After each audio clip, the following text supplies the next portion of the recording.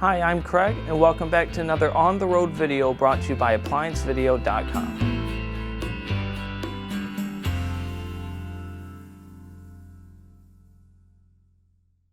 Today, we will be taking a look at this Whirlpool electric freestanding oven. We will show you how to remove and replace your electronic control. To begin the repair, you must first access the back of the unit. Stop. Before beginning any repair, always be sure to disconnect the power to the appliance. It is also recommended to test the outlet for the proper voltage. The tool you will need to complete this repair is a number 2 Phillips screwdriver. To access your components, you must first remove this bottom cover. It is held on by 2 Phillips screws. Once the screws are removed, pull down, slide out, and set it aside. To remove the top panel, you must go around the perimeter and remove the Phillips screws that are holding it on.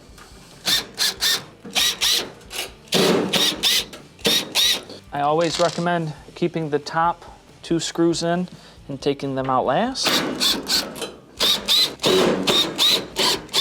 Push in to hold on to the top. Remove your first screw, remove the second, pull out on the bottom and slide down and set it aside. Now with the back panels removed, we have clear access to our control board assembly.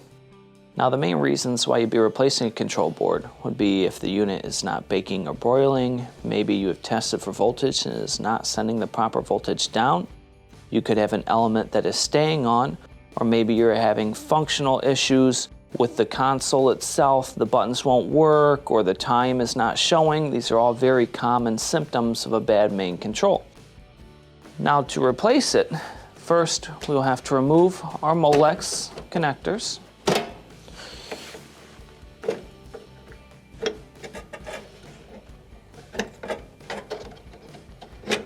Now you do not want to do anything with the ribbon cable, but there are 2 Phillips screws that are holding on your control board assembly.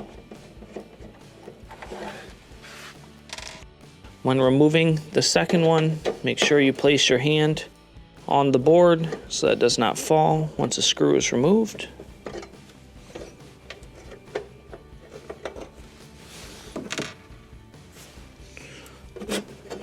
Lift off and set it aside. When replacing your main control, slide it into place. Your ribbon cable will be on the left-hand side. Make sure you position it correctly and start to reinstall your first screw. Do not tighten, just leave it so that we can still move the board to line up the second.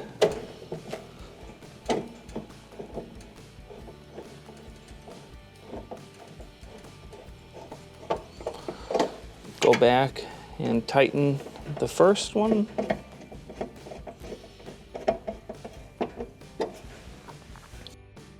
Reinstall all of your Molex connectors.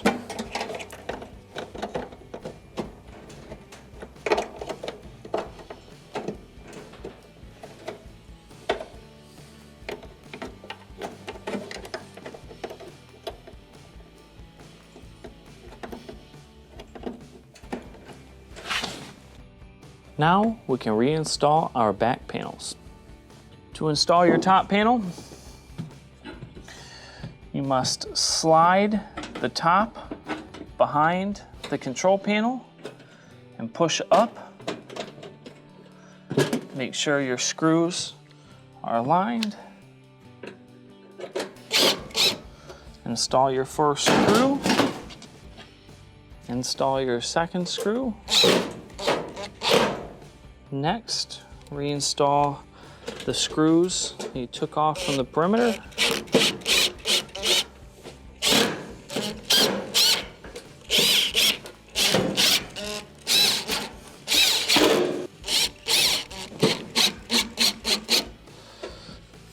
Now we can reinstall our bottom cover.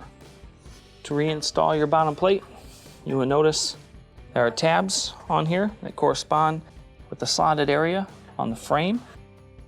Line these up and slide them in. You may have to press in on the sides to line them up correctly.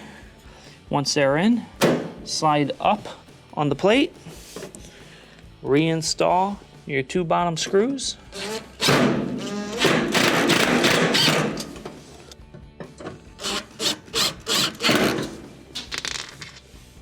And this will complete your repair. Thank you for watching another quality video brought to you by ApplianceVideo.com.